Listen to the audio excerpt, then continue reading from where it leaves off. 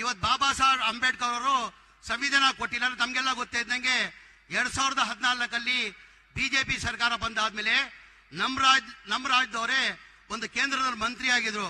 ಅವ್ರು ಏನಂದ್ರು, ನಾವು ಬಿಜೆಪಿ ಸರ್ಕಾರ ಬಂದಿರೋದೇ ಸಂವಿಧಾನ ತೆಗಿಯಕಂತ. ಇವತ್ತು ಬಾಬಾ ಸಾಹೇಬ್ ಅಂಬೇಡ್ಕರ್ ಸಂವಿಧಾನ ಕೊಟ್ಟಿಲ್ಲ ಅಂದ್ರೆ ನೀವು ಅಲ್ಲಿ ಕೂರಕ್ ಆಗ್ತಾ ಇರ್ಲಿಲ್ಲ, ನಾನು ಇಲ್ಲಿ ಮಂತ್ರಿಯಾಗಿ ನಿಲ್ಲಕ್ ಸಾಧ್ಯ ಆಗ್ತಾ ಇಲ್ಲ. ಬಾಬಾ ಸಾಹೇಬ್ ಅಂಬೇಡ್ಕರ್ ಸಂವಿಧಾನ ಕೊಟ್ಟಿದ್ದ ಕಾರಣಕ್ಕೆ ನೀವು ಅಲ್ಲಿ ಕೂತಿದ್ದೀರಾ, ನಾನು ಇಲ್ಲಿ ನಿಂತಿದ್ದೀನಿ. ಹಾಗಾಗಿ ನಮ್ ಕರ್ತವ್ಯ ಆಗ್ತಾ ತಾನೆ ಜೋರಾಗಿ ಜೈ ಭೀಮ್ ಹೇಳೋದು. ನನ್ನ ಜೊತೆ ಜೋರಾಗಿ ಜೈ ಭೀಮ್ ಹೇಳ್ಬೇಕು. ಜೈ ಭೀಮ್, ಜೈ ಭೀಮ್, ಜೈ ಜೈ ಭೀಮ್. ವೇದಿಕೆ ಮೇಲೆ ಆಸೀನಿರುವ ನಮ್ಮ ನಾಯಕರಾದಂತ ರಾಹುಲ್ ಗಾಂಧೀಜಿ ಅವರೇ, ನಮ್ಮ ನಾಯಕರು ಎಸಿಸಿ ಅಧ್ಯಕ್ಷ ಆದಂತ ಮಲ್ಲಿಕಾರ್ಜುನ ಖರ್ಗೆ ಸಾಹೇಬ್ರೆ, ನಮ್ಮ ರಾಜ್ಯದ ಮುಖ್ಯಮಂತ್ರಿಗಳಾದಂತ ಮನೆಯ ಸಿದ್ದರಾಮಯ್ಯಜಿ ಅವರೇ, ನಮ್ಮ ಎಸಿಸಿ ಅಧ್ಯಕ್ಷ ಆದಂತ ರಣದೀಪ್ ಸುರ್ಜೇವಾಲಾಜಿ ಅವರೇ, ನಮ್ಮ ಕೆಪಿಸಿಸಿ ಅಧ್ಯಕ್ಷರು ಉಪಮುಖ್ಯಮಂತ್ರಿಗಳಾದಂತ ಡಿಕೆ ಶಿವಕುಮಾರ್ ಅವರೇ, ನನ್ನ ಆತ್ಮೀಯರು ಸಚಿವರಾದಂತ ಕೃಷ್ಣ ಬೈರೇಗೌಡ್ರೆ, ವೇದಿಕೆ ಮೇಲೆ ಆಸೀನಿರುವ ಎಲ್ಲ ಸಚಿವರು ಹಾಗೂ ನಮ್ಮ ಪಕ್ಷದ ಮುಖಂಡರು, ಇಲ್ಲಿದ್ದಂತ ಎಲ್ಲರೂ ಆತ್ಮೀಯರು. ನಾವು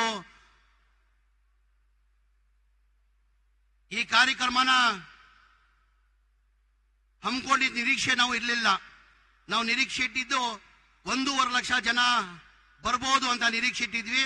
ಇವತ್ತು ತಾವು ಇಷ್ಟು ದೊಡ್ಡ ಮಟ್ಟದಲ್ಲಿ ಬಂದು ಮೋರ್ ದ್ಯಾನ್ 3 lakhs ಅಂತ ಹೇಳಕ್ ಬಯಸ್ತಾ ಇದೀವಿ. 3 ಲಕ್ಷದಿಂದ ಹೆಚ್ಚಾಗಿ ಇವತ್ತು ಜನ ಬಂದು ಈ ಕಾರ್ಯಕ್ರಮ ತಾವು ಯಶಸ್ವಿ ಮಾಡಿದಿರಾ. ತಮಗೆ ಕೈ ಜೋಡಿಸಿ ನಾನು ದೊಡ್ಡ ನಮಸ್ಕಾರ ಇಲ್ಲಿಂದಾನೆ ಮಾಡಕ್ ಬಯಸ್ತಾ ಇದ್ದೀನಿ. ಹಾಗಾಗಿ ನಾನು ಹೆಚ್ಚಾಗಿ ಮಾತಾಡಕ್ ಹೋಗಲ್ಲ. ತಾವು ಬಹಳ ಖಾತ್ರಿಯಿಂದ ನಮ್ಮ ಮುಖ್ಯಮಂತ್ರಿಗಳದು ರಾಹುಲ್ ಗಾಂಧೀಜಿ ಅವರು ಮಲ್ಲಿಕಾರ್ಜುನ ಖರ್ಗೆ ಮಾತಾಡಕ್ ತಾವು ಕಾಯ್ತಾ ಇದ್ದೀರಾ. ಹಾಗಾಗಿ ನಾನು ಮುಖ್ಯಮಂತ್ರಿಗಳದವ ಮನವಿ ಇಷ್ಟೇ ಮಾಡ್ಕೊಳ್ಳೋದು, ನಮ್ಮ ಜನಗಳು, ನಮ್ಮ ಜಿಲ್ಲೆ ಬೇಡಿಕೆ ಜನಗಳು ಇರೋದು ಸರ್, ನಮ್ಮ ಒಂದು DC ಕಚೇರಿ ಆಫೀಸ್ ಆಗ್ಬೇಕು 100 ಕೋಟಿ ವೆಚ್ಚದಲ್ಲಿ ಅಂತ ಒಂದಿದೆ. ತಾವು ಸೂಚನೆಯನ್ನ ಕೊಟ್ಟಿದ್ದೀರಾ.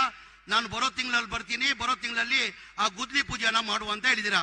ಅದ್ರ ಜೊತೆಯಲ್ಲಿ 250 ಬೆಡ್ದು ಹಾಸ್ಪಿಟಲ್ದು ಇಕ್ವಿಪ್ಮೆಂಟ್ಸ್ಗೆ 40 ಕೋಟಿ ಬೇಕಾಗ್ತದೆ, ಅದು ನಾನು ಕೊಡ್ತೀನಿ. ಅದು ಗುದ್ಲಿ ಪೂಜೆ, ಅದು ಇನಾಗ್ರೇಷನ್ ಕಾರ್ಯಕ್ರಮನ ಇಕ್ಕು ಅಂತ ಹೇಳಿದಿರಾ. ಅದು ಅಂತ ಸೂಚನೆ ಕೊಟ್ಟಿದ್ದೀರಾ. ನಿಮ್ಗೆ ನಮ್ಮ ಜನ ಪರವಾಗಿ ನಿಮ್ಗೆ ಧನ್ಯವಾದಗಳು ಸಲ್ಲಿಸ್ತೀನಿ.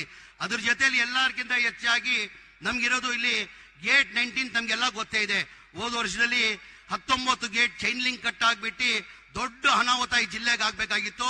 ಮನೆಯ ಮುಖ್ಯಮಂತ್ರಿಗಳು, ಮನೆಯ ಮುಖ್ಯಮಂತ್ರಿಗಳಿಂದ ಆ ಎಮರ್ಜೆನ್ಸಿ ಗೇಟ್ ಹಾಕಿದ್ದು ತಮ್ಗೆಲ್ಲ ಗೊತ್ತಾಗಿದೆ.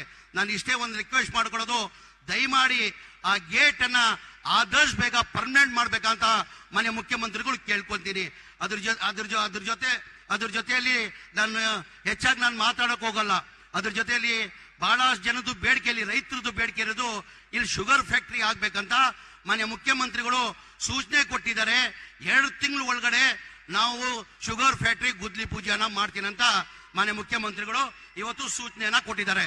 ಇವತ್ತು ತಾವೆಲ್ಲ ಇಷ್ಟು ದೊಡ್ಡ ಮಟ್ಟದಲ್ಲಿ ಬಂದು ಈ ಕಾರ್ಯಕ್ರಮ ಯಶಸ್ವಿ ಮಾಡಿಗೆ ಇನ್ನೊಂದು ಬಾರಿ ನಾನು ನಮಸ್ಕಾರ ಮಾಡಿ ನನ್ನ ಮಾತು ಮುಗಿಸ್ತೀನಿ. ಜೈ ಹಿಂದ್, ಜೈ ಕರ್ನಾಟಕ, ಜೈ ಕಾಂಗ್ರೆಸ್.